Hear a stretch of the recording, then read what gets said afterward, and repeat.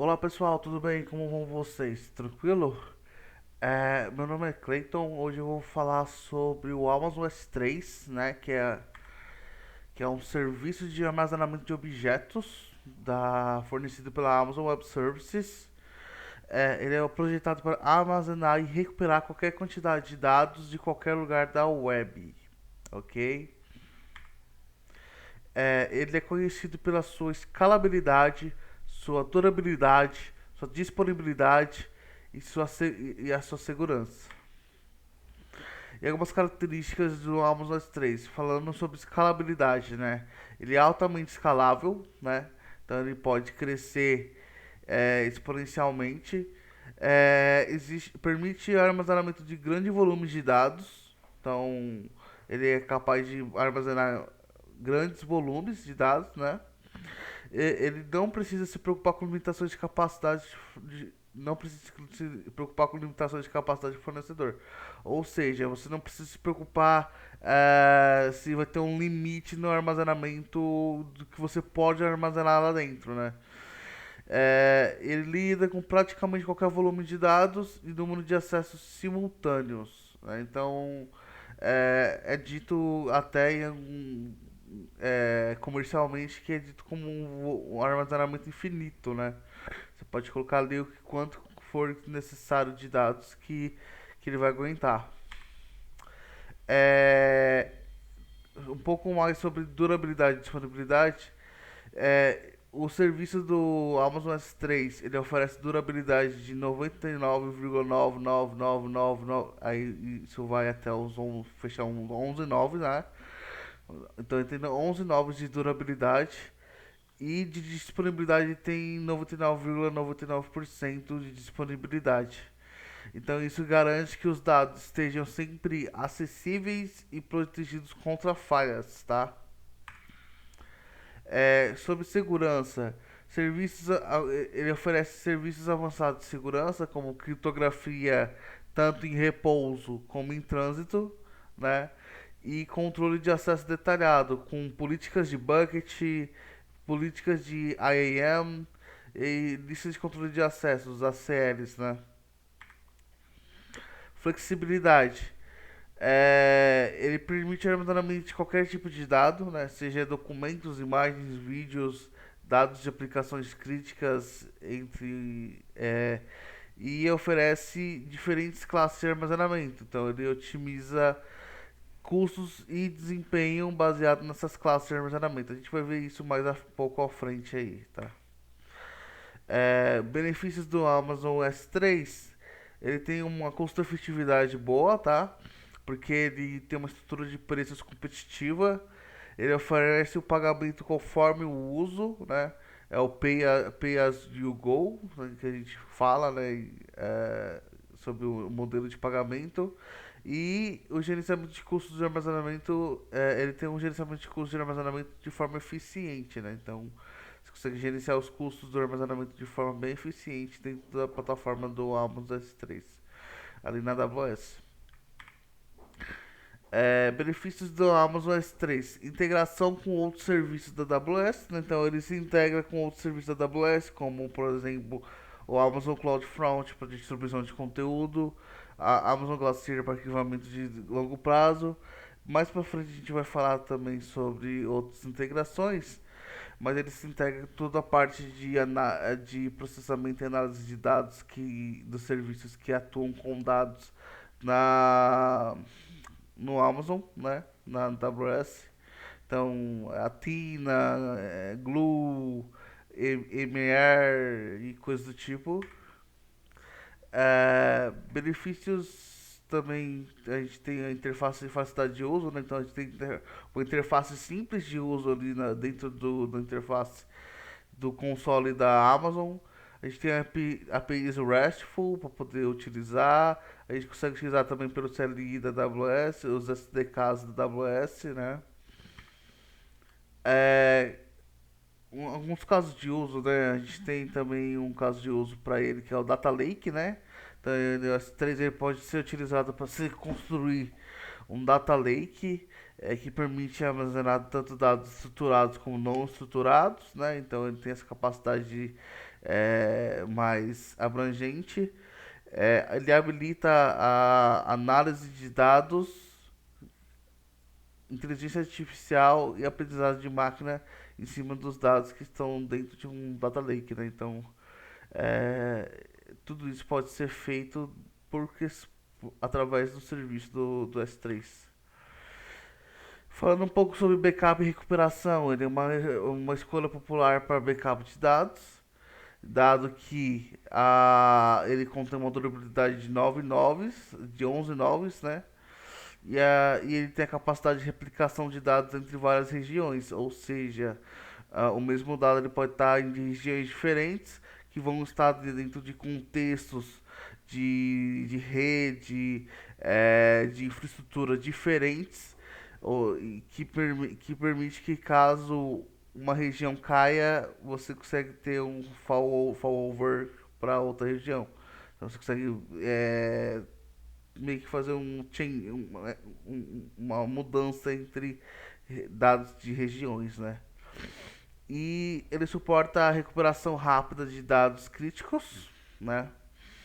E atende a métricas de recuperação de desastre e continuidade de negócio.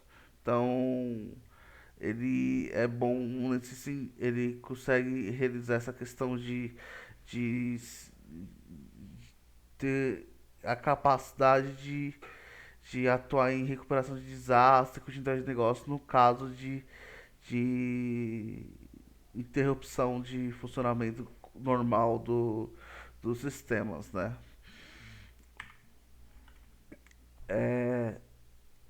Um pouco o caso de uso também é o arquivamento de dados, né?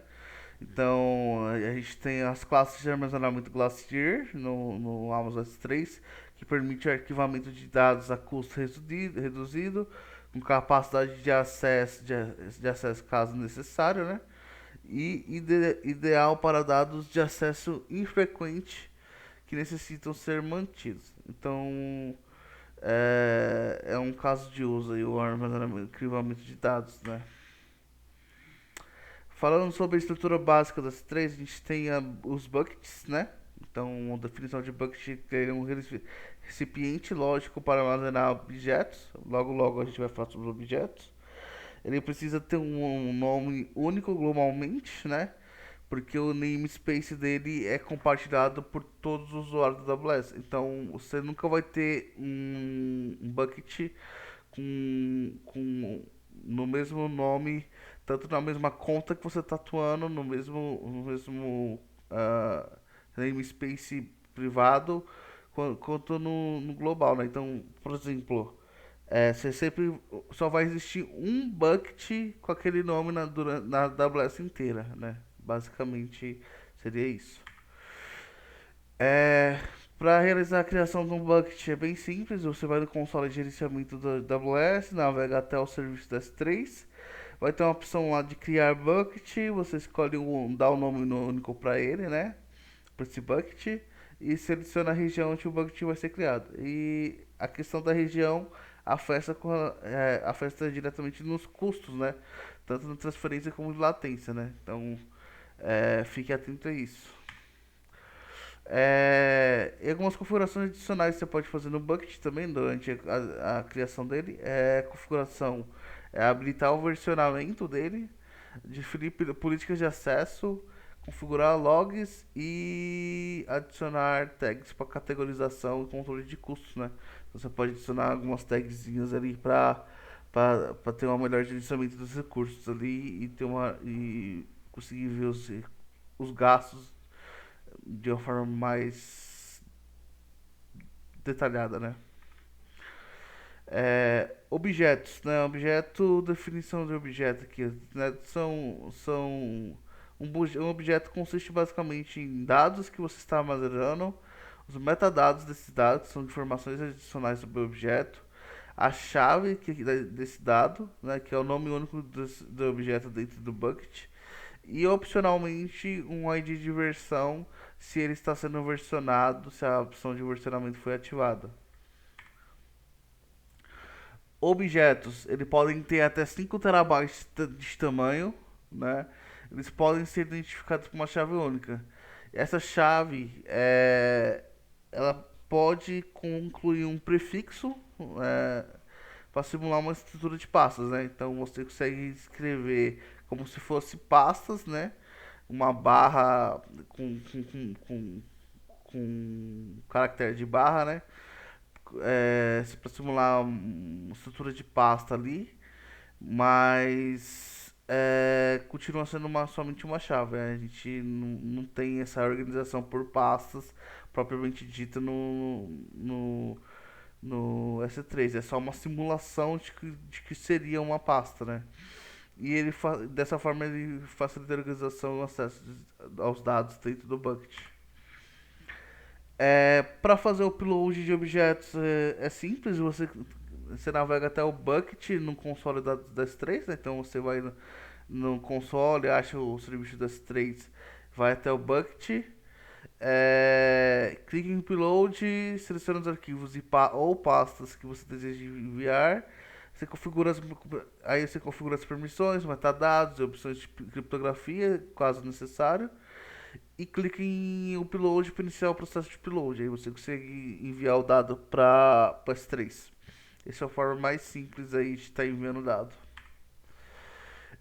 Um pouco sobre classes de armazenamento do S3. O S3 ele oferece várias classes de armazenamento que atendem a diferentes necessidades de acesso, desempenho, resiliência, custo. Então, baseado nessas características aqui. É, Falando sobre o S3 Standard, que é o mais comum, né? Ele é ideal para dados que são acessados frequentemente, basicamente. Então a característica dele é que tem alta durabilidade, alta disponibilidade. Ele tem um desempenho com baixa latência e alta taxa de transferência, né? Casos de uso, né? Que a gente pode ter para o S3 Standard. Aplicações de nuvem, site dinâmico, distribuição de conteúdo, análise de Big Data.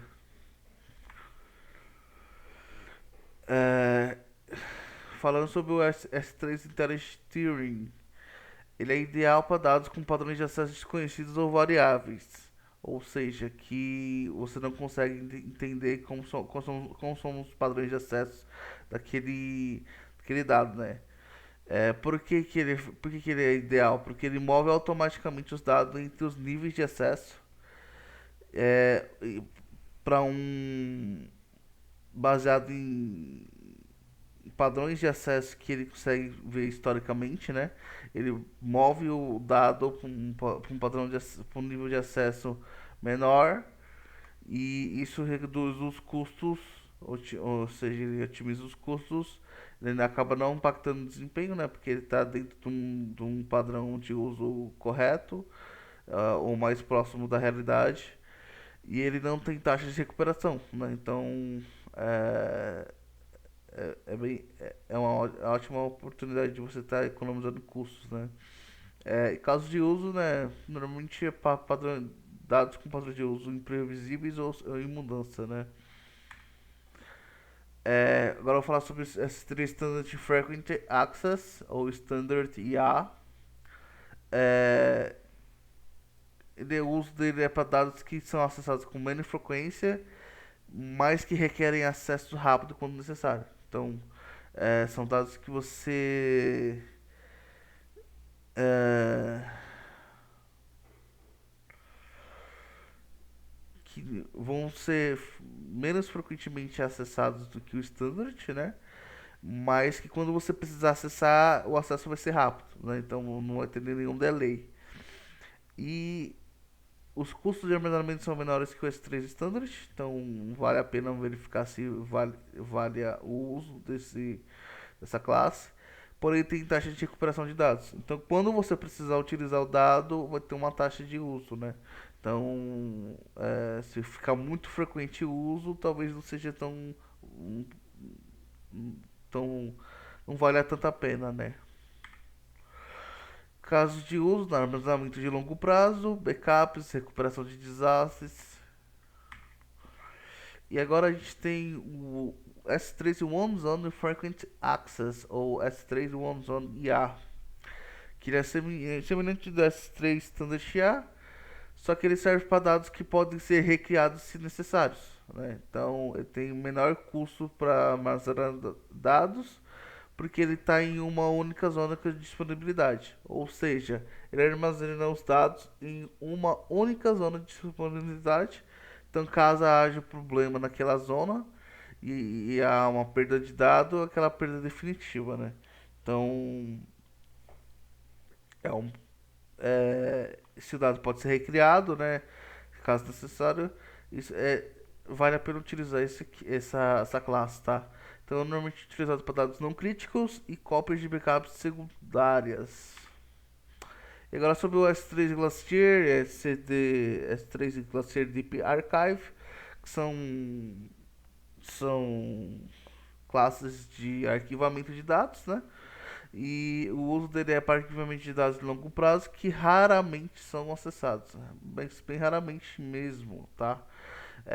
Os custos de armazenamento são extremamente baixos e o tempo de recuperação variam de minutos a horas, né? Então existe um delayzinho do tempo de quanto você vai ter o acesso ao dado, que pode variar de alguns minutos a horas que você tem a esperar, né? Alguns casos de uso podem ser preservação digital, conformidade regulatória, né? Quando há uma questão regulamentar, algum regulamento, seja governamental ou próprio da empresa, né? E dados que precisam ser mantidos por longos períodos de tempo, né? Enfim, seja qual motivo que for.